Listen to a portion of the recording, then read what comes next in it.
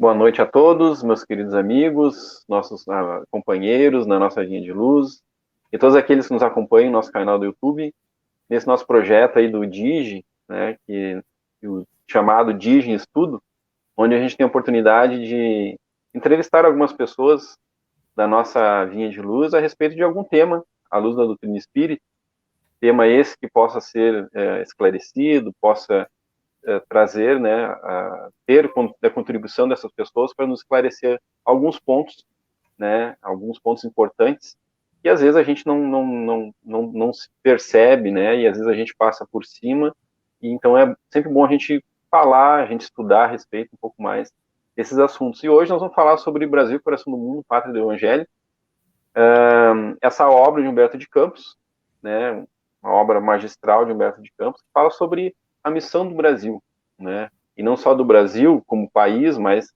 nós como brasileiros, né, fazendo parte desse país, continente aí. Então hoje a gente tem a oportunidade de ter a Marisa, né, que aceitou esse desafio.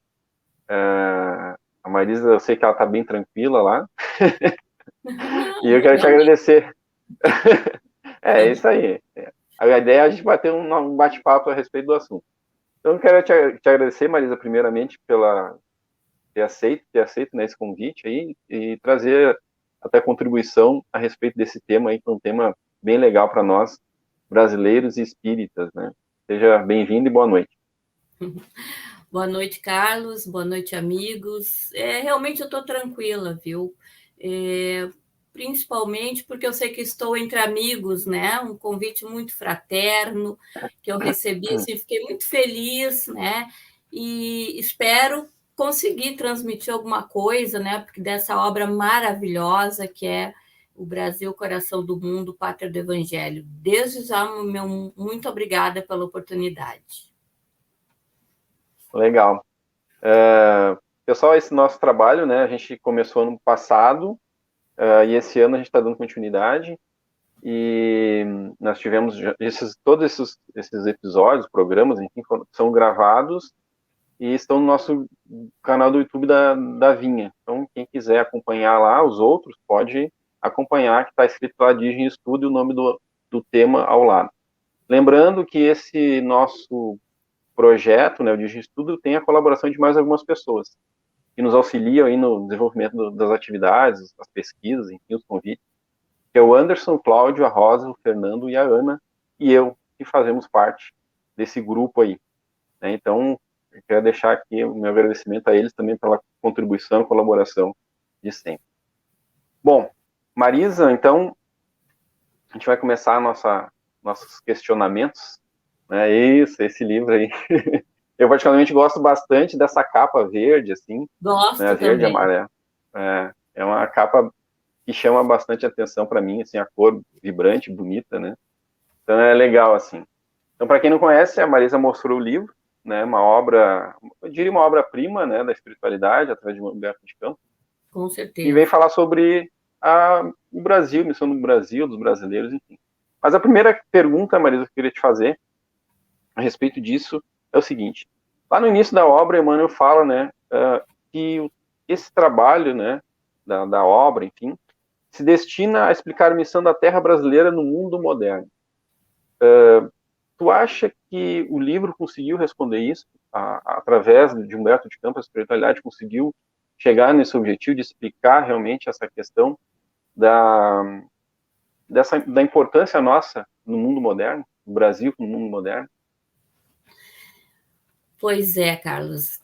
Nós já vemos lá na introdução, né, do livro uma referência ao cientista alemão Alexander Humboldt, não sei se é bem assim a pronúncia do nome dele, mas que em 1800 ele disse que o Brasil seria o celeiro do mundo, né? Ele esteve em visita à Amazônia, então ele percebeu a diversidade que nós tínhamos, né? E essa capacidade daí, materialmente falando, de alimentar a humanidade, né? Celeiro do mundo. Mas a missão do Brasil moderno, como está aí, né? Como se refere também na obra, ela vai muito além disso, né? a missão do nosso Brasil é de levar ao resto do mundo a mensagem consoladora, né? Uma mensagem de fé, de esperança, de coragem, né? Para todos os deserdados da terra. Então, a grande missão do Brasil é evangelizar, né? E nós aí fazendo esse trabalho, né? Do DIGI, né? Departamento de Infância e Juventude, né? Que tem uma missão também muito especial de evangelizar. Então, o nosso Brasil, a missão dele é de evangelizar, né? É de ser exemplo de fraternidade, de respeito às diferenças, né? Então, o que a gente acredita é que ele tem feito, né, muito bem, porque o Brasil ele acolhe a todos que chegam aqui, né, indistintamente, né? Muitos irmãos nossos vêm em busca de novas oportunidades e encontram aqui essas oportunidades, porque o nosso povo ele é muito acolhedor, né? E também o povo brasileiro é um povo alegre, né? Um povo aprendiz, quer dizer, ele recebe as novas culturas e vai agregando, né? E permite essa mistura, né? Tudo com muito respeito. E, além disso, não é à toa, né, que o Espiritismo floresceu. Vamos puxar um pouquinho, né, para o nosso assado, um abraço Com para o nosso certeza. assado, né? Aproveitar, né? Com certeza, não é à toa É. que o espiritismo, né, ele floresceu assim tão fortemente nos corações aqui do nosso povo brasileiro, né? Porque justamente traz a mensagem de consolação, de esperança e de fé. Então, a missão do nosso Brasil é, sim, de ser exemplo para as outras nações, se evangelizar e depois daqui exportar não só o alimento material, mas também o alimento espiritual. Tu comentou uma coisa sobre essa questão do Brasil acolher os outros povos, enfim, né? É interessante porque tem muitas colônias, né, que aqui no Brasil depois do próprio país de origem, é o que mais tem, né? As pessoas desses países aqui, né? Então bem acolhe, né? Como por exemplo judeus e islâmicos, né? Que lá no Oriente Médio estão em guerra e aqui vivem de maneira mais pacífica, né? Então Exatamente. é uma característica bem bacana do Brasil, né? Sim. Realmente, isso E é bem agora, legal. nos últimos tempos, a gente recebeu os haitianos, os É, venezuelanos, né? A gente vê eles praticamente integrados à nossa cultura, o povo recebe, as empresas contratam, né? Então, isso é muito legal. é E que a legal. gente saiba, não se vê isso em qualquer parte do mundo, né? E às vezes tem muitos conflitos até da própria população no sentido de aceitar, né? Ou de dar espaço, enfim, né? Para essas Sim. acolher, né? Fica uma E aí, concorrência. exatamente, tem a questão do medo de concorrência, coisa e tal, tirar emprego, enfim, né? Sim. Mas, enfim, aí eu queria te aproveitar e também perguntar nessa linha também, né? Porque afinal, o Brasil é o coração do mundo, pátria do evangelho? Por que será? Eu diria, Carlos, que, em primeiro lugar, nós estamos, vamos dizer assim, fomentando essa ideia muito em função dessa obra, né? Porque essa obra ela foi trazida por espíritos de muita credibilidade, né? Espíritos que trabalham há muito tempo e com muita fidelidade ao Evangelho do Mestre Jesus.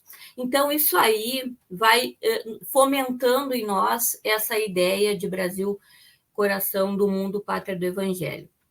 Nesse livro, nós temos uma ideia como agiram, né? E ainda como agem, como continuarão agindo, né? A espiritualidade responsável, né, por toda a organização desse nosso orbe, em especial, né, falando então da nossa pátria. Nessa obra fala que Jesus, em uma de suas visitas periódicas, né, ao orbe terrestre, para ele ver como é que andava, né, o progresso da sua doutrina nos nossos corações. Então, Jesus, nessa visita, encontra, né, uma falange de espíritos responsáveis aí pelo trabalho no orbe e começa a conversar com Eliu, um dos seus mensageiros. Lá na obra diz que ele é responsável pelos problemas sociológicos da Terra. conversando com Eliú se diz muito preocupado com a situação dos nossos corações pouco evangelizados, né? Mas muito vaidosos, muito ambiciosos, né? Em guerras, em disputas. E então ele desabafa, digamos assim, para Jesus, e Jesus meio que parece que capta aquela ideia. É claro que o mestre já sabia, né? Ele já sabia, ele sabe de tudo, mas na obra, então, de uma forma bastante poética, eles têm esse encontro e têm essa conversa. E depois de muitas ponderações entre Jesus e Eliú a respeito, né, dessa situação, Jesus manifesta o desejo de procurar uma nova região, então, para implantar o seu evangelho, né? E pergunta a Eliú, olha só que bonito, onde é que ficava, né, uma região que, olhando assim do alto, né, se percebia um símbolo da redenção humana. E Eliú diz para ele que ficaria mais ao sul e que hoje, né, no caso, seria a nossa terra, o Brasil. Então, se referindo à forma de coração que o nosso país tem, né? Então, rodeado, então, Jesus de almas santificadas, tinham vários espíritos ali, trabalhadores, né? E eles vieram, então, e contemplando as maravilhas dessa terra, que eles chamam de Terra Nova, né? E de mãos erguidas para o céu, olha que lindo, como se Jesus pedisse a permissão do Pai, pedisse a bênção do Pai, né, para essa nova terra. Jesus exclama: para essa terra maravilhosa e bendita será transplantada. Também acho muito linda essa palavra, né? Será transplantada a árvore do meu evangelho de piedade e de amor. E assim começou, então, o Brasil, né? Foi plantado, então, essa semente do Brasil, coração do mundo, pátria do Evangelho. Então, nós vemos nessa obra que essa história começou com o mestre, né? Foi ele mesmo que resolveu transplantar, como diz ali na obra, o seu Evangelho da Palestina aqui para o Brasil. Em seguida, Jesus convoca o espírito, então, Eliú, o anjo, né? Eliú, que estava acompanhando ele, para reencarnar na Terra. E ele vem como o heróico infante de Sagres, que foi o responsável pela expansão das condições de navegação na época, né? E que mais tarde deu condições para que Cabral chegasse no Brasil, né? Então, gente, tudo friamente calculado, né? Jesus vem com Eliú está ali, ele já chama Eliú para o trabalho, ó, meu amigo, vai, né? Reencarna, dá um jeito na navegação, dá condições, né? Vamos trabalhar esses mapas. E não foi por acaso, não, gente, que o Brasil foi descoberto, né? Existe uma ideia de que Cabral se perdeu das Índias e veio parar no Brasil. Não foi por acaso, e a obra deixa isso muito claro. Também é possível se ver com detalhes, né, nessa obra, a intervenção da espiritualidade inspirando Cabral e toda a sua tripulação lá das caravelas, né, para chegar na terra de Santa Cruz, de Vera Cruz, né? E a reencarnação de uma infinidade de espíritos, não veio só o Eliú, né? Uma infinidade de espíritos, conta lá na obra, dá os nomes, dá os postos, né, do que ficaram responsáveis, de espíritos comprometidos com a obra do bem. Em vários cantos do mundo foram reencarnando, mas muitos, né, destinados a colaborar nessa árdua missão de fazer do Brasil a pátria do Evangelho. E aí o que identifica o Brasil, né, segundo a obra, e já dentro do que a gente estava falando ali nas primeiras questões, né, Carlos, o que mais identifica o Brasil, o que mais dá condições, né, para que a gente perceba essa possibilidade do Brasil ser a pátria do Evangelho, é a composição do seu povo, né, que inicialmente foi pelos indígenas, que eram os donos da terra, né, que já estavam aqui quando Cabral chegou, depois com o povo africano, que foi trazido, que foi marginalizado, que foi escravizado, né? Que sofreu muito, né? Um povo bastante humilde. E também os europeus que trouxeram, né? Mesmo que com muitos equívocos, né? vendo o livro, a gente observa assim, as barbaridades, né? Que, no caso, eles, por deterem o poder, digamos assim, na época, fizeram muitas atrocidades, né? Mas, de qualquer maneira, eles trouxeram muitos avanços também para a terra de Veracruz, né? Como a própria religião, vieram muitos religiosos, jesuítas, né? Também para a economia, para a política. Então, foi uma construção assim muito bem planejada. E todos contribuíram para a formação da alma coletiva do nosso povo, né? E para proporcionar, sim, um caminho espiritual que foi planejado para o Brasil.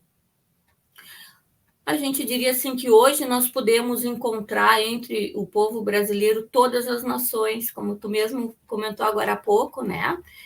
Grandes colônias de outras nações, né? Vivendo em quase perfeita harmonia, né? A gente diz quase porque sabe, não existe ainda essa harmonia total, essa paz total, mas, né, existe sim, né, uma boa aceitação, porque o Brasil é conhecido pela sua capacidade de acolher, de dar oportunidade, né, a todos, quase indistintamente. Também gosto de usar o quase, não dá para dizer, é tudo às mil maravilhas, não é, né? Mas sim, a gente vê muitas possibilidades. Nessa grande nação, né, nesse nosso Brasil, puxa, quem é brasileiro, eu acho que tem muito amor por essa terra, né, por essa pátria. Então, aqui se harmonizam todas as diferenças, né? Todas as culturas, todos os credos. E isso, Carlos, é muito Jesus, né? É Com muito certeza. Evangelho. Então, isso aí identifica muito com a proposta de união, de amor ao próximo. Mesmo que a gente ainda esteja construindo isso nos primeiros passos, eu acredito que nós estamos à frente de muitos povos, né? Nessas questões. E certamente isso tem também, né, a ver com o Brasil ser o maior país católico do mundo, né, e o maior país espírita do mundo. E todo mundo. E com os protestantes, eu estava dando uma olhada, ele está em quinto lugar, está muito bem colocado também, né? Então, felizmente, nós temos a semente do evangelho, né, aflorando mais efetivamente nos nossos corações. E eu diria que é por isso que nós somos a pátria do Evangelho. Não sei se eu Legal. respondo a Não, com pergunta. certeza. Não, com certeza. Só fazendo uma pequena um ponto aqui importante, falou a questão de ser muito Jesus, né? E se a gente for Muito. pegar assim a época de Jesus, o povo hebreu, para eles era só os hebreus, os irmãos, os próximos, era só Sim, os hebreus. E Jesus veio ensinar que na verdade são todos aqueles, né, que sim, praticam bem. Então, de alguma forma, o exatamente. Brasil é essa nação que abre os braços para todos, né? Indo ao encontro do que Jesus ensinou, né? Então, isso é bacana também. A fraternidade. E, com certeza. Falou ali sobre alguns espíritos, né, que vieram com missão aqui para o Brasil, enfim, espíritos que se encontraram com Jesus, enfim, nesse encontro que comentou. Mas um especificamente é importante e relevante para nós, que é Ismael. Eu queria que falasse um pouquinho sobre, pode trazer um pouquinho sobre quem foi Ismael, a importância dele para essa configuração nossa de Brasil, né? Pois então. Então a gente fala e se refere, inclusive, a Ismael, né, como o anjo protetor do Brasil. A gente fala no nosso trabalho de preces e radiações, traz, inclusive, a oração de Ismael, né? E Humberto de Campos, ele se refere a Ismael como sendo um dos elevados mensageiros do Cristo no planeta. Então, gente, ele não é pouca coisa, não, né? Então, um dos elevados mensageiros, né? Às vezes a gente se refere até ao próprio Jesus, Jesus, nossa, é o governador espiritual do planeta. Ismael é um mensageiro direto, né? É um secretário direto de Jesus, né? Então, depois que Jesus, né, define que vai transplantar a árvore do Evangelho, né, aqui da Palestina para o Brasil, né? E ele fala ali do símbolo da redenção humana, que seria a forma do coração. Ele pede a Ismael, que é um dos espíritos que também acompanhou toda a falange, né, que está junto ali, ele pede a Ismael que seja o zelador dos patrimônios imortais que constituem a terra do cruzeiro. Olha só, entregou o Brasil, né, a responsabilidade de Ismael, né? E pede que ele reúna, né? Que ele não vai trabalhar sozinho, né? Mas que ele reúna falanges de espíritos que já cooperavam na obra do Evangelho, né? Para ajudar ele nessa tarefa que não seria fácil, né? Jesus já sabia. Então, Ismael recebe essa missão, né, do próprio Jesus. E aí, Humberto de Campos também nos diz que, ouvindo esse pedido do mestre, né, imagina, Ismael fica muito comovido e, em lágrimas, ele recebe das mãos de Jesus uma bandeira onde se lê o lema Deus, Cristo e Caridade, né? Que é o lema hoje lá na sede da nossa Federação Espírita Brasileira, e a gente se refere, né, seguidamente a esse lema. Então, é uma bandeira, né, que Jesus entrega para Ismael com a legenda Deus, Cristo e Caridade. Bom, dessa forma, a missão de Ismael, juntamente com essa pleiade de espíritos que já trabalhavam pela edificação do Evangelho, né, é zelar pelo nosso território, pelo território brasileiro, pelas riquezas, né, pelo povo brasileiro e todos os acontecimentos, principalmente nos mais dolorosos, né? Porque a gente vê no decorrer da obra, gente, muita dificuldade, muita dor, né? Nessa implantação, a gente vê até hoje, né? Não é muito diferente. Então, em diversas partes do livro, nós vemos Ismael aflito, imagina, aflito, né? Pelas dificuldades que ele está enfrentando, né? Pela dureza do nosso coração, né?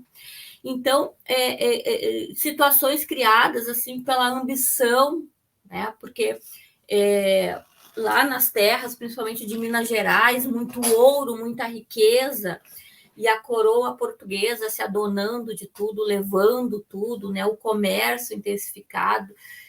Então, muitas vezes, então, Ismael procura Jesus para se aconselhar. Ele está assim aflito, ele está angustiado, né? Isso é muito interessante. Eu queria deixar isso registrado, Carlos, que no movimento espírita a gente precisa de muita reunião, né? Muita reunião. Yeah. E às vezes as pessoas não querem ir nas reuniões, né? E se a pessoa lê esse livro, ele vai ver que Jesus se reúne com Ismael, com ele, com esse, com aquele, o tempo todo, gente. É reunião, entendeu? Então precisa muita reunião, né, Carlos? Para organizar. É verdade. Né? Imagina se precisa da espiritualidade, que eles se comunicam pelo pensamento, imagina nós aqui, né?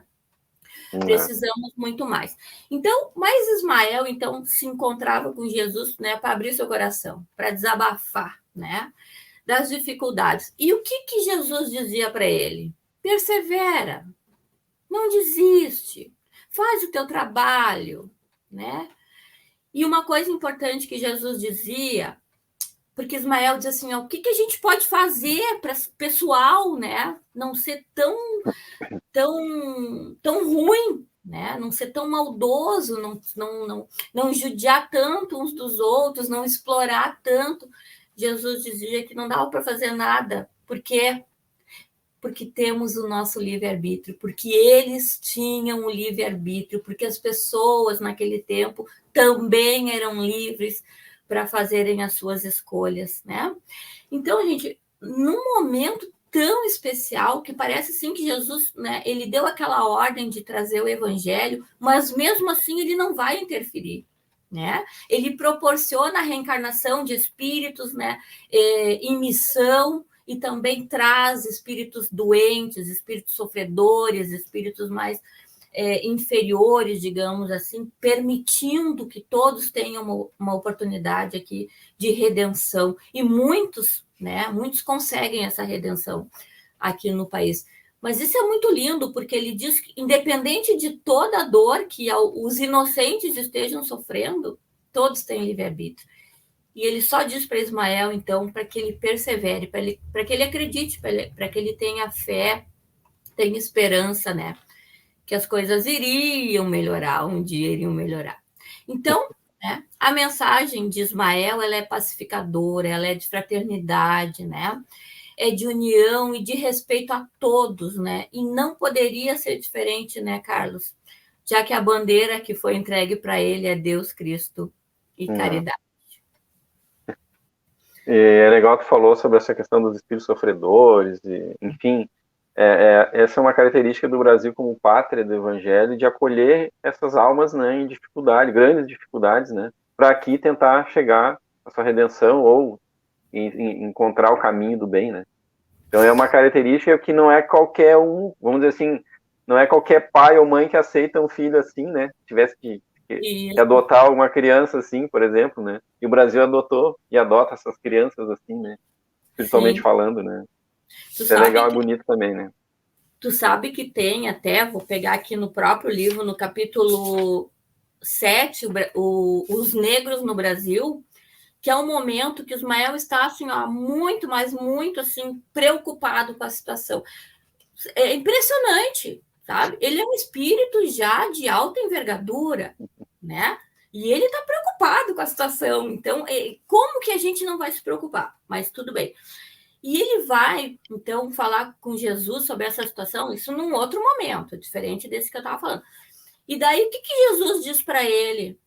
Que ia mandar, que era para ele ir numas cavernas, nos lugares assim mais trevosos, mais difíceis, onde as pessoas, onde os espíritos estavam passando por muitas dores e que seria talvez o momento de oportunizar a eles uma nova reencarnação, né? E vocês querem saber quem são esses espíritos? Deixa eu achar aqui. Vou ler aqui, tá? Uhum. Aí se encontram antigos batalhadores das cruzadas, senhores feudais da Idade Média, padres e inquisitores, espíritos rebeldes e revoltados, perdidos nos caminhos cheios da treva das suas consciências polutas. O emissário do Senhor desdobra nessas grutas do sofrimento a sua bandeira de luz, como uma estrela d'alva, assinalando o fim da profunda noite. Quer dizer, Ismael vai nesse lugar para resgatar esses espíritos, ele conversa, ele fala do projeto do Brasil, né? E os espíritos todos eles querem vir. Não, não são todos. A grande maioria diz ali que quer vir para essa missão no Brasil, entendeu? Então, os das cruzadas, os inquisidores, né? Então, todos esses que de alguma forma se comprometeram com o evangelho, né? Teriam uma nova oportunidade e vir reencarnaram no Brasil. Isso é muito lindo, né, Carlos? É muito bonito, né? É uma questão, assim, realmente do coração que se abre, né? Dando oportunidade. Da Ah, oportunidade. e eu queria comentar, te perguntar, Maria, o seguinte: no livro ele fala sobre algumas personalidades importantes que contribuíram para o Brasil, né? Para se tornar uma nação, né? E ele traz as visões espirituais relacionadas a esses espíritos, enfim, as dificuldades, enfim, que foram enfrentadas. Eu queria que tu comentasse algumas, ou uma ou outra, né, que tu achou interessante, né, e qual o papel dele, né, nesse processo, hein? Certo. Dele ou deles, né? Sim, são muitos, né, Carlos? A gente Sim. observa muitos assim que a gente conheceu na história da escola formal, né? E aí a gente vê eles sendo citados nessa obra. Mas eu queria trazer assim, entre esses espíritos missionários, né, chamados por Ismael para o testemunho da abnegação, né? Porque era um sacrifício mesmo reencarnar naquela época, né? Mas entre eles está o padre Manuel da Nóbrega, né? Que foi um dos 12 padres que, em 1554, fundaram a cidade de São Paulo, né? E que nós sabemos que foi uma das reencarnações de Emmanuel, né? Esse espírito assim querido que esteve com o Chico, que nos trouxe obras maravilhosas, né? Que assina o prefácio dessa obra e fala com muito carinho, com muito respeito de Humberto de Campos, né? Emmanuel fala. Então, Emmanuel, o padre Manuel da Nóbrega, é citado nesse livro, né? Com essa sua missão como um padre. E também esse livro ele faz menção a Estácio de Sá. Né? A gente aprendeu na escola, né, formal, sobre Estácio de Sá, e que foi fundador daí da cidade do Rio de Janeiro, né, que morreu tentando proteger a cidade numa batalha contra os franceses. Tudo bem, isso aí são as questões materiais, né? Mas já na espiritualidade, está ali na obra, ele se reúne às falanges invisíveis, né, de Ismael, encarregado de cooperar no progresso daquela região. Né? Então a gente vê essas questões assim materiais e até agora, pelo menos, a gente não pensava, né, que aquele espírito, aquela pessoa, né, que aquele pode estar sendo assim um instrumento muito valioso, né, para a obra do bem. E Estácio de Sá, ele esteve muitas vezes reencarnado aqui na Pátria do Evangelho. E ele adquiriu virtudes e muito conhecimento, né, científico, inclusive, e tendo sido, numa dessas reencarnações, né, o cientista brasileiro Oswaldo Cruz. Né? Então, Estácio de Sá, uma reencarnação aqui no Brasil, foi Oswaldo Cruz. Né? Então, a gente vê que eles colaborou lá no princípio, depois retorna como um cientista. Uma passagem também muito interessante, né, que faz referência daí a Tiradentes. Né? O Tiradentes, que foi, a gente aprende na escola formal também, né? Um dos líderes da Inconfidência Mineira, que foi aquela revolução contra os impostos, contra a escravidão, né? Havia uma discussão já sobre essas questões. Então, Tiradentes e mais 10 companheiros, né, estavam organizando essa revolução, só que eles foram traídos. Né? Essa revolução era contra a coroa portuguesa. Só que eles foram traídos. Alguém lá descobriu e acabou contando lá para o governador, que chegou nos ouvidos da coroa. E aí, o que aconteceu? Eles foram presos, não houve a revolução, eles foram presos, né? E foram julgados e foram condenados, todos os 11 foram condenados. Né? Só que daí, no outro dia da condenação, depois do julgamento, no outro dia, ficou decidido que somente o Tiradentes, né, que era o Joaquim José da Silva Xavier, né, seria morto. Os outros todos não seriam enforcados, só Tiradentes. O que Humberto de Campos nos conta sobre esse fato? Diz que o Tiradentes, quando ficou sabendo que só ele seria sacrificado, só ele seria levado à forca, diz que ele ficou muito feliz de saber que os companheiros dele estariam livres, que só ele teria que passar por aquele martírio. Olha só, né? Como é que nós vamos ter uma informação dessas, a não ser, né, num trabalho desse quilate como essa obra, né? E ainda segundo Humberto de Campos, no momento da morte do Tiradentes, né, que foi por enforcamento, as falanges de Ismael lhe cercaram a alma, e lhe cercaram a alma, que lá eles se referem como uma alma leal e forte, inundando-a de consolação, enquanto um arrepio de aflitiva ansiedade percorria a multidão presente. Então, enquanto Tiradentes se desligava do corpo físico e era acolhido por Ismael e pelas suas falanges e era consolado, né? Os encarnados que estavam presenciando aquilo ali, né, sofreram um arrepio assim muito muito aflitivo, digamos assim, né? Porque pelo que está se constatando aqui, ele era um missionário, né, do bem, né? E Tiradentes, então, ele foi recebido na espiritualidade por Ismael, né? Ismael, secretário de Jesus, que a gente viu agora há pouco, né? Secretário direto de Jesus, né? Batia papo com Jesus e bate papo até hoje, né, Carlos? Então, ele diz que assim, acabara de resgatar, que Tiradentes, né? Ismael diz para Tiradentes que ele acabara de resgatar os delitos cruéis que ele havia cometido como inquisidor, né?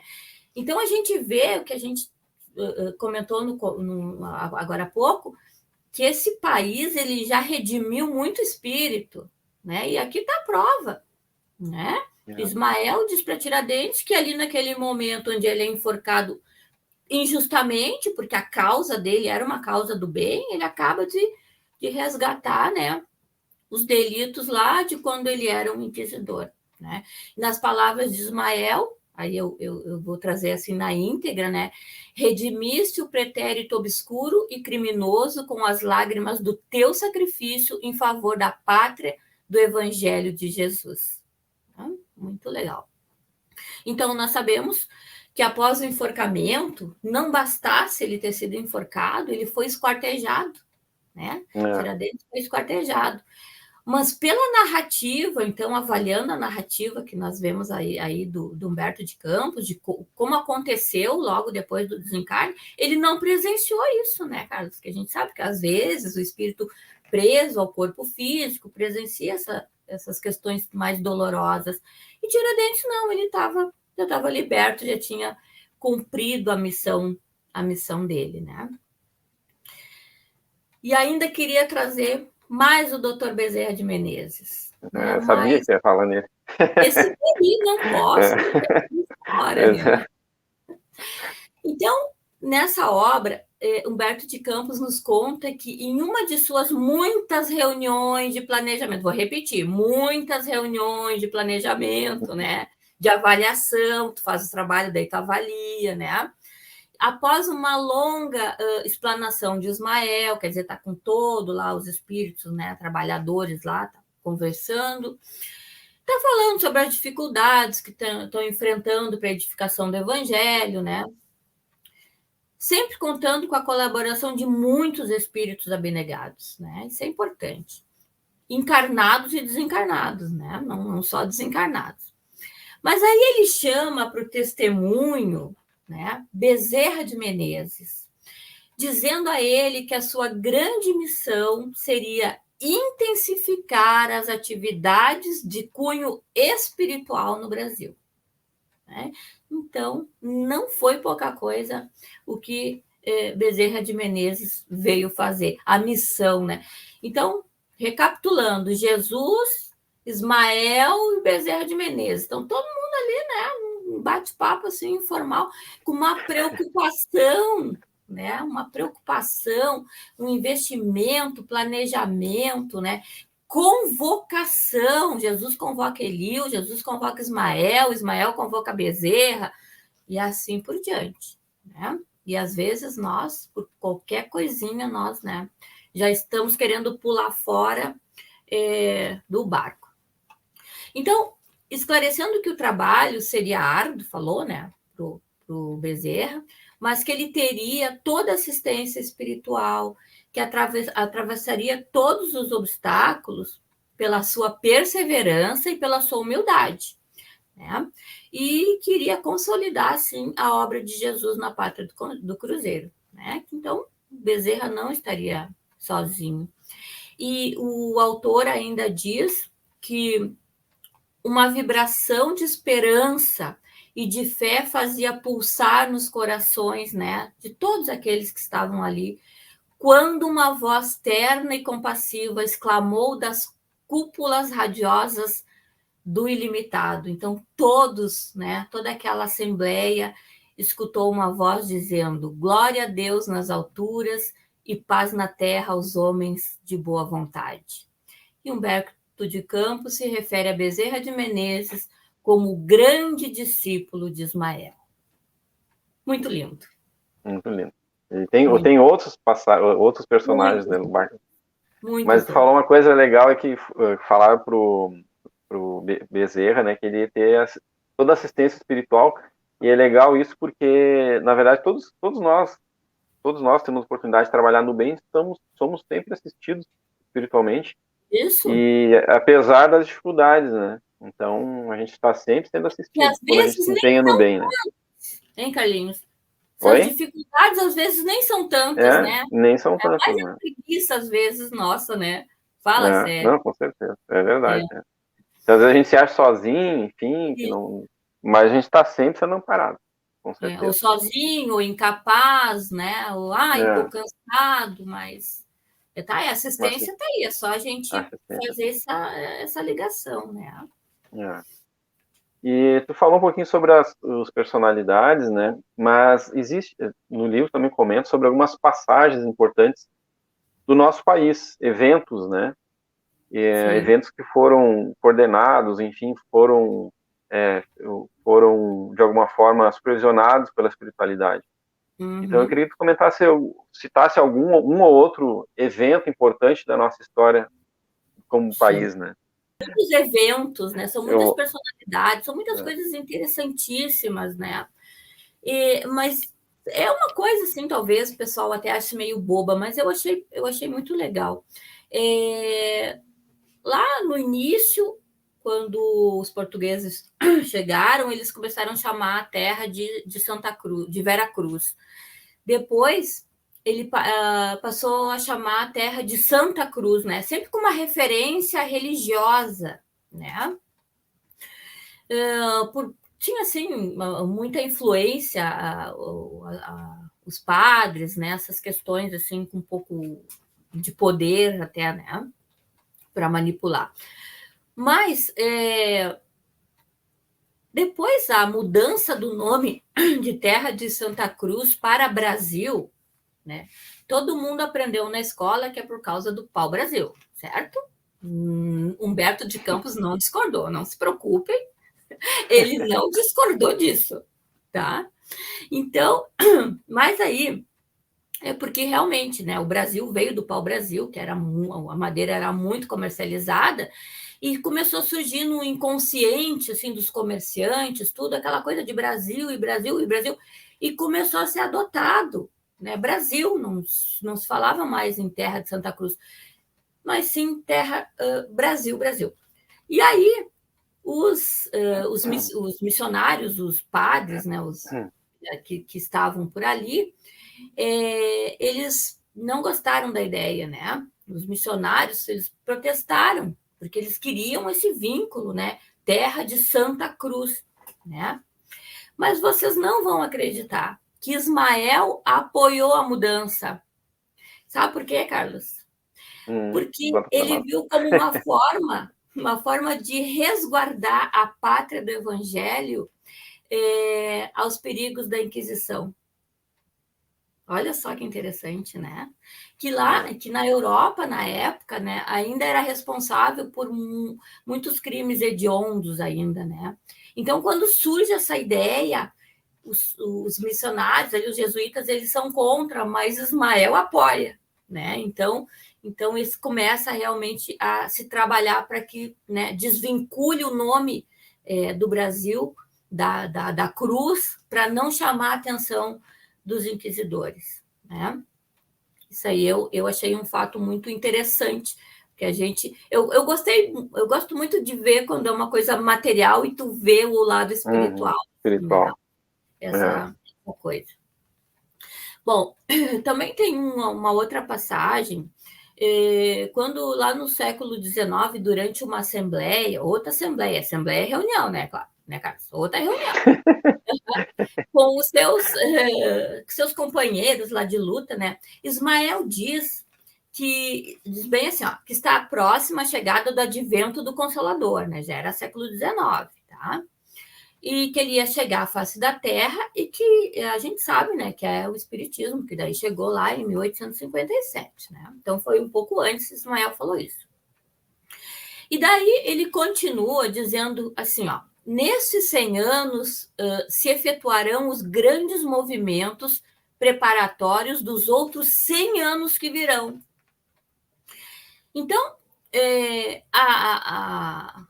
as dores, né, que estavam avassalando a humanidade, né, naquele século, e dentro do imperativo essa transição que a gente ouve falar e que já ocorria naquela época, né? Isso seria o final assim de um tempo, né? De uma civilização que daria lugar a uma nova civilização. Bom, e daí, pensando nessa questão de Ismael, ele sinalizando a chegada do Consolador, 1857, mais 100 anos, 1957, mais 100 anos, 2057, né? Então, teoricamente, nós estaríamos assim há 35 anos, né, de começar a amenizar essas dores, né, no nosso planeta, eu acredito, não diria nem no Brasil, né? Mas eu diria assim, no nosso planeta. E não sei se deu para entender a ideia, assim, né? Que ele faz assim, como um marco a chegada do Livro dos Espíritos, que seriam 100 anos assim de muitas dores, e depois os próximos 100 anos assim quase que uma redenção, que um resgate, para que daí no final desses 200 anos, né, a gente começasse assim a iluminar, digamos assim, com mais intensidade, né, os nossos corações, as nossas mentes, assim. A ideia seria mais ou menos isso. E ele diz que fileiras numerosas assim de missionários, né, já se encontravam espalhados assim pelo orbe terrestre, né, já com essa missão, com esse objetivo de espalhar a boa nova, né? Já então lá no início, né, apesar de todas as dores que a gente vê, de todas as dificuldades, né, que a humanidade provoca, porque é ela que provoca e enfrenta depois, né? E aí, completando, ele fala que seria assim, um elemento de ligação, né? O século XX ele seria o século XIX, o XX e o XXI. Então, o XX seria assim, aquele marco da transformação, né? Que se iniciaria. Eu, né, achei importante trazer essa reflexão, assim, convido, né, os irmãos a fazerem a leitura desse, que está lá no capítulo do Bezerra, interessante, é o capítulo 22. Esse comentário está lá no capítulo do Bezerra de Menezes. Então, né, teriam muitos outros missionários ali, mas eu escolhi esses aí. Essa questão que falou da data de 1857 e 200 anos depois, o Haroldo faz um estudo bem bacana sobre isso, sobre a questão do mundo de regeneração, enfim. Ele pega algumas datas, né, alguns números. Sim. E faz um trabalho bem bacana, bem interessante. Para ver, porque se o Haroldo está estudando isso, eu acho que tem fundamento, né, Carlos? Com certeza. Marisa, outra questão. O Brasil passa por dificuldades, enfim, vários setores, né? Passou e passa ainda, né? E o Humberto Campos traz uma afirmativa aqui que eu queria ler aqui para nós. Ele diz o seguinte, que nós brasileiros, né, devíamos seguir sempre as lições de Jesus nos dias de provação como nas horas de ventura. Sim. A gente deveria se manter irmanados numa aliança de fraternidade e paz indestrutível, dentro da qual deveremos esperar as claridades do futuro. Na tua opinião, a gente está seguindo isso? A gente está, de alguma forma, seguindo as lições luminosas de Jesus para essa claridade no futuro, esse futuro melhor, né?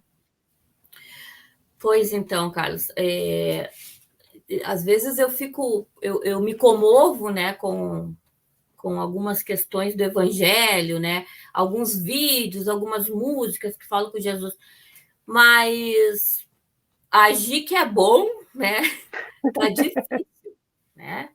Então a gente, mas né? Eu ainda acho que quando tu consegue te tocar, alguma coisa te toca, tu já tá no lucro, né? Eu acho. Não, com certeza. Mas assim, então a gente lendo essas palavras belíssimas aqui do Humberto de Campos, né, e Emmanuel, ressaltando, como eu já falei lá no livro,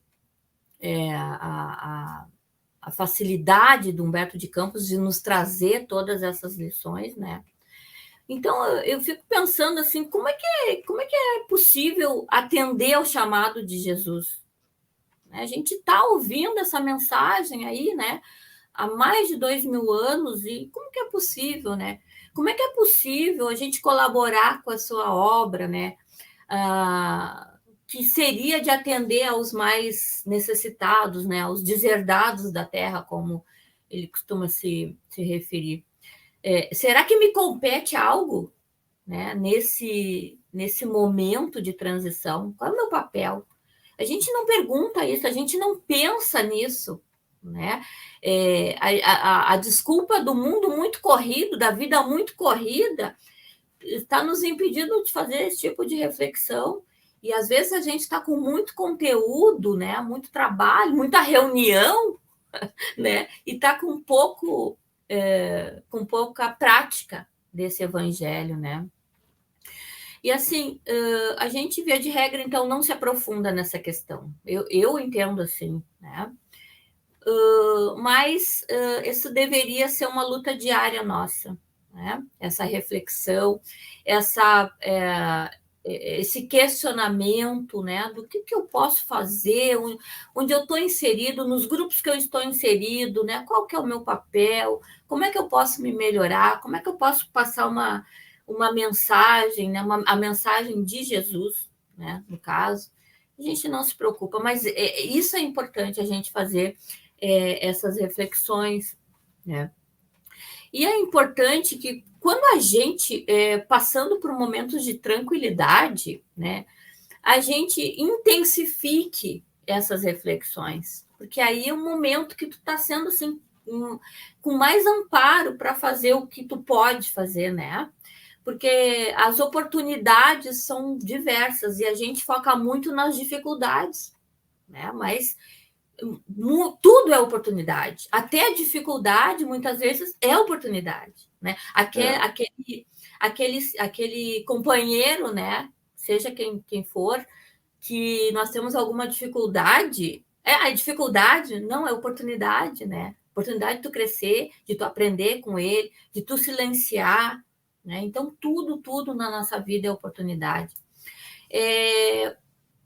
A gente tem que deixar, como se diz, para trás as picuinhas, né? Os melindres, né?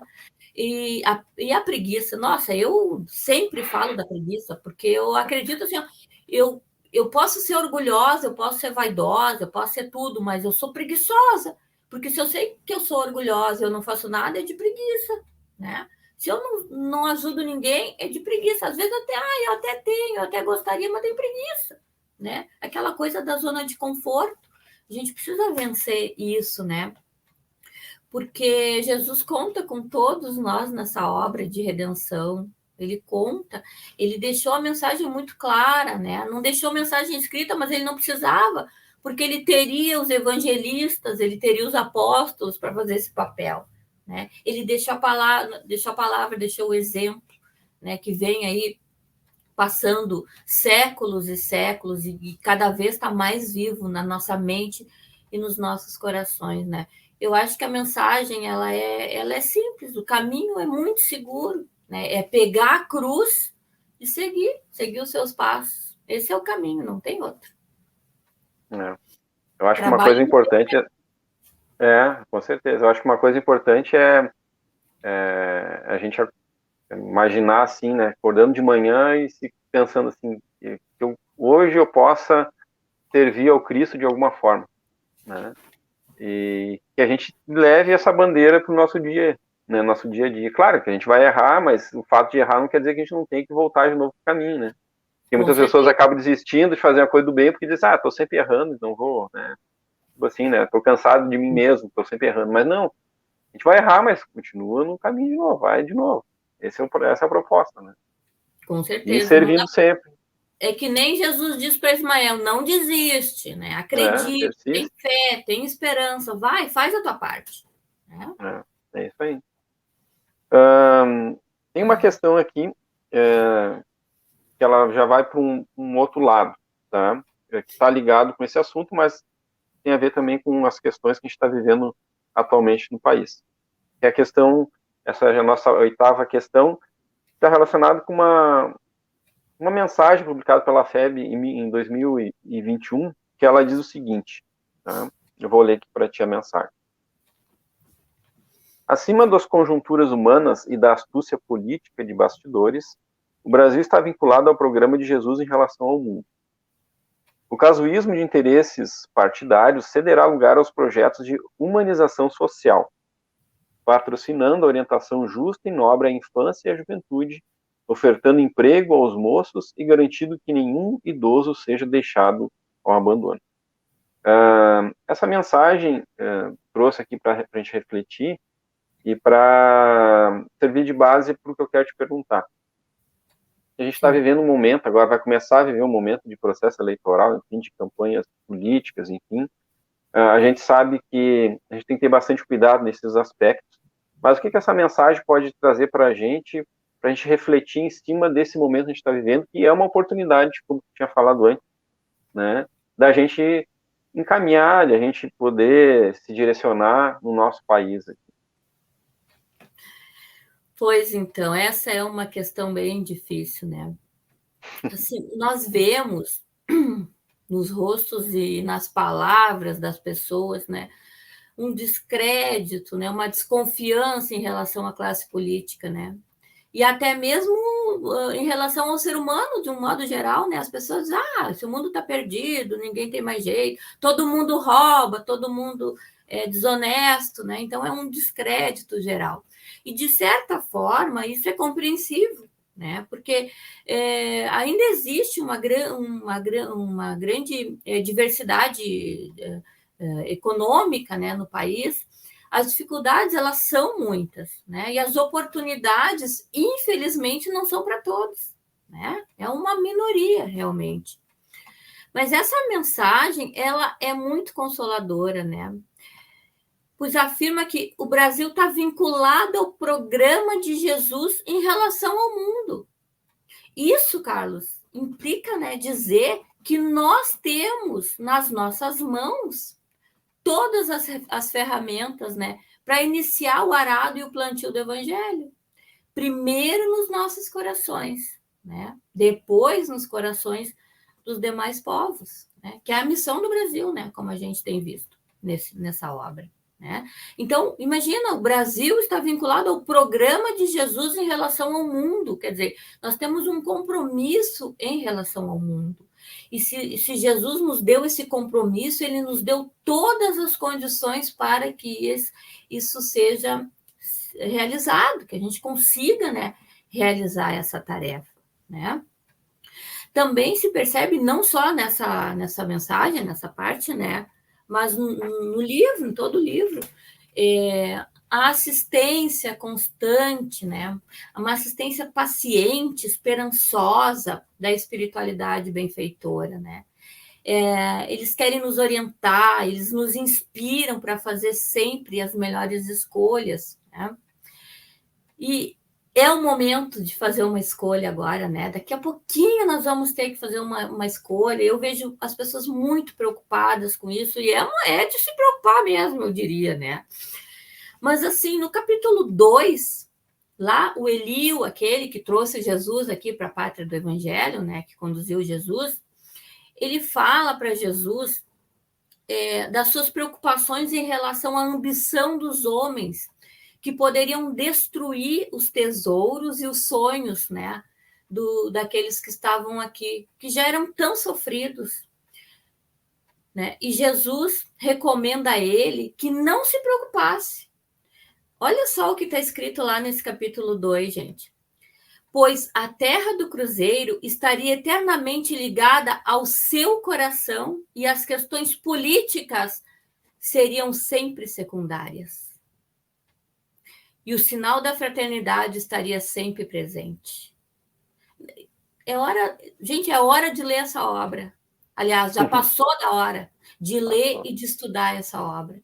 Então, enquanto nós vemos as pessoas discutindo, né, a política, assim, sem nenhuma preocupação com as questões espirituais, nós vemos aqui esse espírito, né, nos falar que a política, no Brasil, pelo menos, fica em segundo plano, né? Então, nosso papel, nesse caso, é nos munirmos do máximo de informações para fazermos as melhores escolhas, né? Sempre respeitando a opinião dos outros, né? Evitando discussões infrutíferas. Cada um tem direito de votar em quem quiser, de escolher o candidato que quiser, de estar no partido que quiser, mas tem que respeitar o outro, né? Sem querer impor a nossa verdade, né? O que nós acreditamos. Não é por aí. A gente precisa, sim, respeitar a opinião dos outros. E, além disso, né, sabendo desse empenho dos obreiros de Jesus atuando em todas as frentes, né? Sempre que possível, nós vamos elevar o nosso pensamento a Jesus, né? Para que ele ilumine a mente de todos os brasileiros e de todos os políticos que estão dentro, né, do nosso povo brasileiro, né, no momento do voto. E lá no final do prefácio do livro, Emmanuel já fazia também uma menção, né, de conscientização da importância da classe política. Eu vou ler. E Emmanuel, então, diz assim: peçamos a Deus que inspire os homens públicos atualmente no leme da Pátria do Evangelho. Essa obra é de 1938, né? Então, Emmanuel está pedindo, né, que atualmente estão no leme da Pátria do Evangelho, da Pátria do Cruzeiro, e que nesta hora amarga em que se verifica a inversão de quase todos os valores morais em 1938, gente. No seio das oficinas humanas, saibam eles colocar muito alto a magnitude dos seus precípios deveres. E a vós, meus filhos, que Deus vos fortaleça e abençoe, sustentando-vos nas lutas depuradoras da vida material, Emmanuel. Então, é uma questão, né, que a espiritualidade ela não se isenta de comentar, né, mas nos dá ali o momento de nós nos prepararmos para esse voto, né, da gente fazer uma coisa consciente, ao mesmo tempo que a gente não se desespere, porque a gente está vendo que tudo está no seu lugar, né? Quando Jesus diz para Ismael que ele não pode fazer nada, ele tem que deixar que as pessoas exerçam o seu livre-arbítrio, aí está mais uma chance. Só que também, muitas vezes, Jesus diz que a justiça será feita, né? Mais cedo ou mais tarde a justiça se cumprirá, né? E nós todos, né, vamos ser responsabilizados por tudo que nós fizemos, de bem ou de mal, né, Carlos? Eu acho que isso que tu falou no final é importante, quer dizer, não só no final é tudo, né, mas no final é importante frisar justamente isso. Todo mundo vai, de alguma forma, em algum momento, vai responder pelos seus atos, né? E não adianta a gente querer fazer justiça pelas próprias mãos, como a gente vê muitas pessoas querendo, e eu acho que duas palavras é importante aí, tá, também, que tu falou. A questão do respeito, né, pelo próximo, com a opinião do próximo, sem querer impor nada a ninguém. Todo mundo tem o seu direito de escolher a religião, de time de futebol, seja lá o que for. Isso. E a questão da fraternidade, no sentido de que, de alguma forma, todos nós estamos no mesmo barco, né? A gente tem que se unir de alguma forma, né? Acho que isso é importante, essas palavrinhas são chave. Né? Lá no final, depois a gente talvez vá comentar, mas ele fala justamente isso, né? Da necessidade da unificação, dessa união, né? De todo mundo pensar ter o mesmo objetivo, mesmo em caminhos diferentes, mas querendo chegar no mesmo final, né? E talvez seja a maior lição que a gente tem que aprender, é justamente isso, é que todos nós podemos chegar no mesmo objetivo, né? Cada um seguindo né, caminhos diferentes, mas todo mundo vai chegar no mesmo objetivo. E isso, às vezes, a gente quer que todo mundo chegue no mesmo lugar, que todo mundo, um atrás do outro. Não é assim que eu funciona. quero. Eu confesso que eu quero. Como eu acho que tem que ser. Não, mas às vezes eu sigo o caminho dos outros também. E, Marisa, outra questão para nós é o seguinte: Humberto Campos traz no livro que um dos objetivos da obra é a educação, né, pessoal e coletiva. Um dos objetivos do livro é a educação pessoal e coletiva. Nossa, né, como brasileiros. E o que a doutrina espírita pode contribuir nesse processo de educação coletivo e pessoal? Puxa vida, daí é nós, né? É nós, não falta. É com a gente, né? Bom, Carlos, eu entendo, assim, né, que por ser a doutrina espírita, né, é uma doutrina que nos recomenda e até, né, nos permite, né, uma fé raciocinada, né, ela colabora para que, assim, em diversos aspectos a gente possa evoluir, né, como ser, porque a sociedade nada mais é do que a reflexão dos seus seres, né, do que nós pensamos, do que nós sentimos, de como nós agimos, né. E através da doutrina espírita, nós passamos a entender quem nós somos, né? De onde nós viemos, para onde nós vamos. Isso é importantíssimo, porque a falta desse entendimento limita os horizontes das pessoas, né? Porque daí ela baliza os seus atos na vida presente, né? Só no que ela está vendo agora, no que ela está vivendo agora, né? A perspectiva futura é muito limitada. Isso dificulta, né? Dificulta de que tu faça um planejamento, digamos assim, a longo prazo, ou até para a espiritualidade. Tu não tem um investimento nas questões espirituais quando tu não tem esse conhecimento, né? De como todo esse mecanismo funciona. E a doutrina espírita, ela nos traz isso muito claramente, né? Então, ela é importantíssima nessa caminhada. E, além disso, ela nos permite, assim, conhecer em detalhes a vida espiritual e suas possibilidades, né? Nos mostra, assim, tudo no universo, que tudo obedece a uma lei, que é uma lei divina e, portanto, é uma lei imutável, né? E é uma lei justa. Só que as pessoas, quando elas olham, né, toda a problemática social que a gente vive, não tem como acreditar num Deus justo sem ter o aprofundamento que a doutrina espírita nos permite. Senão tu vai muito naquela fé que não é uma fé raciocinada, né? Vai pelos dogmas. E eu imagino que isso aí chega num momento em que a tua fé ela não suporta, né? Porque ela é muita injustiça, é muita dor, né? Tu não consegue vencer essas dificuldades assim, sem ter um suporte como a doutrina espírita nos dá.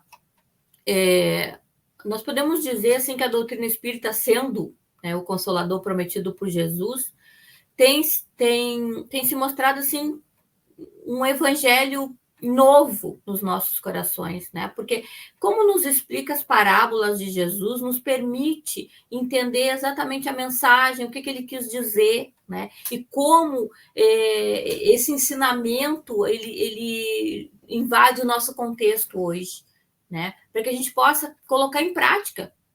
Como eu falei, pegar a cruz e seguir ele, né? Mas como que a gente vai seguir se a gente não entende o que ele quis dizer, né? E hoje a gente sabe o que ele quis dizer.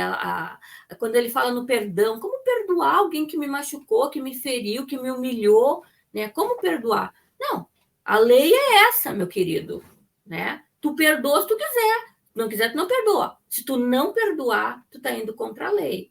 Né? E mais cedo ou mais tarde, a lei vai trazer mecanismos que vai nos fazer entender essas questões, né? As questões que nos levam ao amor incondicional. E são os espíritos encarnados e desencarnados, né? Ligados a esse orbe, em especial a esse país, que definem o grau de evolução dele, né? Somos nós, esses espíritos que pululam, como diz no livro dos espíritos, nessa nossa atmosfera, que dá aí o grau de evolução do nosso Brasil e do nosso planeta, né?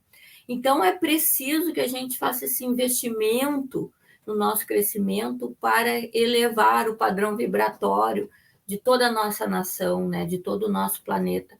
E quando nós temos essa consciência, a nossa responsabilidade ela aumenta, né? Ela aumenta bastante, porque a gente não vai poder dizer que não sabia, né? Porque a gente sabe como todo esse mecanismo funciona. Esse é o ponto, né? O compromisso, a responsabilidade, né? Porque a gente já tem essa visão, né? É. E até compreensível. Oi? Muita gente foge daí nesse momento, né? Muita gente pode. Mas eu digo assim, tem pessoas que não têm essa visão, né? Que nem eu tenho um amigo meu que ele é uma pessoa fora de série, assim, um homem respeitador e trabalhador, honesto, tudo certinho. Mas ele diz assim, bah, eu já desisti do mundo, larguei o mundo, que eu acho que o mundo não tem mais jeito. Foi o que eu Mas ele é uma falei. pessoa super boa, faz tudo bem, só que ele, como ele não tem essa visão mais aprofundada, ele acha que realmente não tem mais jeito. Sim, sim. Né? E ele, de certa forma, a gente é desculpável, né, essa posição dele, mas nós que já temos uma visão mais, um horizonte, como tu falou, maior, não tem como dizer esse tipo de coisa, né? E é interessante como uma pessoa não tem essa visão, mas consegue ser boa ainda, né? Com certeza. Esse é um ponto positivo, uma virtude muito grande, entre outros que ele tem, né? Então, cabe Sim. a nós fazer o nosso papel, tentando nos melhorar, essa padrão vibratório, como tu falou, sabendo que a gente tem um compromisso com responsabilidade muito grande. Sim. E, Marisa, estamos terminando nosso trabalho, nossa última questão. Agora, para a gente finalizar nosso trabalho, que está muito bom. Que é a questão sobre justamente Brasil, coração do mundo, pátria do Evangelho. A gente não praticando, seguindo o exemplo de Jesus, enfim, não se cuidando espiritualmente falando, o Brasil pode perder esse posto, tu acredita nisso? Carlos. No livro, né? No próprio livro, Brasil, Coração do Mundo, Pátria do Evangelho, não existe um determinismo para isso. Né? Por quê? Né? Porque isso só vai acontecer, nós só vamos nos tornar a Pátria do Evangelho, né? Se nós, como eu falei antes, encarnados e desencarnados, fizermos a nossa parte. Né? Em todas as classes, em todos os segmentos profissionais, em todas as religiões, né? Em todos os lares, né? Nas grandes e nas pequenas coisas. Só assim nós vamos chegar a nos tornarmos a pátria do Evangelho. E levando em consideração que nós somos espíritos dotados, né, de livre-arbítrio, né? E Jesus já disse que a gente tem o direito de exercer esse livre-arbítrio, né? Então, nós somos livres para fazer as nossas escolhas. E eu diria que sim, o Brasil ele pode perder esse posto de pátria do Evangelho, baseado no que a gente vê de vez em quando aí, né? Porém, eu não acredito que isso vai acontecer, Carlos. Não acredito mesmo, tá? Pois, como o país mais católico, mais espírita do mundo, né? Como a gente já falou antes, o Brasil ele tem a semente do Evangelho já bem evidente, né? Nos nossos corações, assim, nas nossas mentes, né? E o sentimento de fraternidade, de respeito, né, a diversidade, né, como a gente falou antes, né, sermos muito acolhedores, né, a capacidade de superação das dificuldades também, né, que o povo brasileiro tem. Eu acho que isso nos qualifica, sim, né, para nos tornarmos realmente a pátria do Evangelho. E é importante nós enxergarmos isso não para nos envaidecer, também tem essa questão, né? O Brasil é a pátria do Evangelho, né? Mas para que a gente possa valorizar o momento e a oportunidade que nós estamos vivendo nesse solo abençoado, né?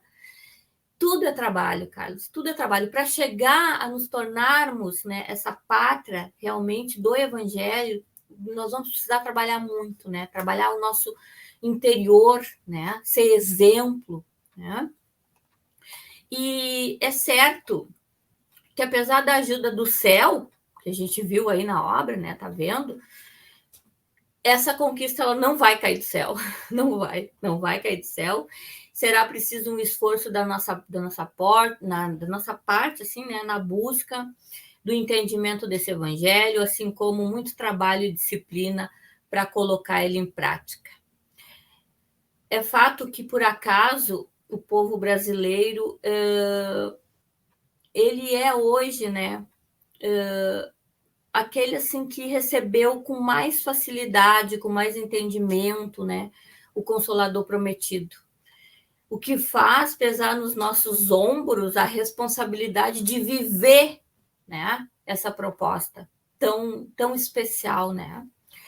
E parafraseando agora Humberto de Campos, não posso deixar, ele diz que só a desunião será o nosso grande inimigo para que a gente não consiga realmente transformar o Brasil na pátria do Evangelho.